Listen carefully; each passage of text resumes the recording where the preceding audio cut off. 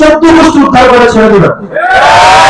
কোন নেতা যদি ফোন দেয় যে ওই লোকের ছেড়ে দিতে, দেখবেন তারা অনেক রাজনৈতিক দল আছে ভূমি অফিসে লোক সেটআপ দিয়ে রাখে, ওদেরকে দিয়ে হচ্ছে আপনার ওই ভূমি অফিসের টাকা খায়। একদম আপনারা মুরব্বীরা যারা আছেন, ভূমি অফিসের যে দালালগুলো আছে, দালালগুলো যদি ধারে কাছে আপনারা ঢুকতে দিবেন না, ধারে কাছে ঢুকতে দিবেন না। আর কোন দালাল দেখলে সাথে সাথে পুলিশকে ধরে দিবেন। এই যে দেখেন, ভূমি অফিসে টাকা লাগতো না, জন্ম নিবন্ধনে টাকা লাগতো না, একটা মৃত্যু সার্টিফিকেটে টাকা লাগতো না, একটা ম্যারেজ সার্টিফিকেটে টাকা লাগতো না, সরকারি ফি এর বাইরে লাগতো কিনা? এই কারণে লাগতো, কারণ আপনি যখন নেতা নির্বাচন করতেন তখন ভোটের আগের দিন রাতে আমরা কি করতাম?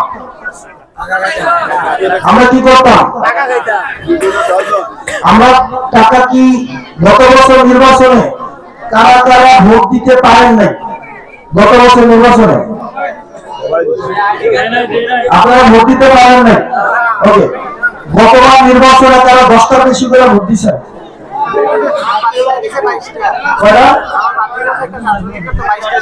স্বাস্থ্যকর দিচ্ছে 22টা, কয়টা দিচ্ছে? 22টা। মরা মানুষ এসে ভোট দিচ্ছে না? গতবার মরা মানুষ এসে ভোট দিচ্ছে না? দিচ্ছে কিনা? ভোটের আগের আইডি কার্ড গুলো কিনে ফেলছে কিনা? এই যে ভোটার আইডি কার্ড গুলো কিনছে টাকা দিয়া, আপনার কাছে কি মনে হয় না যে এই টাকাটা সে আগামী 5 বছরে সে উঠাবে? আপনার এসে 500 টাকা, 1000 টাকা, 2000 টাকা হয়তো দিছে। এই 500 টাকা, 1000 টাকা, 2000 টাকার জন্য আমরা মূলত রাস্তাটা বিক্রি করে দিছি, আমরা মূলত জন্ম নিবন্ধনের যে সুবিধাটা এটাকে বিক্রি করে দিছি, আমরা ভূমি অফিসের সুবিধাটা বিক্রি করে দিছি, আমরা মসজিদের টাইলস গুলোকে বিক্রি করে দিছি, আমরা রাস্তার পিচ গুলোকে বিক্রি করে দিছি, রাস্তার ইট গুলোকে আমরা বিক্রি করে দিছি। আপনি 500 টাকা খান নাই, আপনি একটা 2 কোটি টাকা দামের রাস্তা খেয়ে ফেলছেন।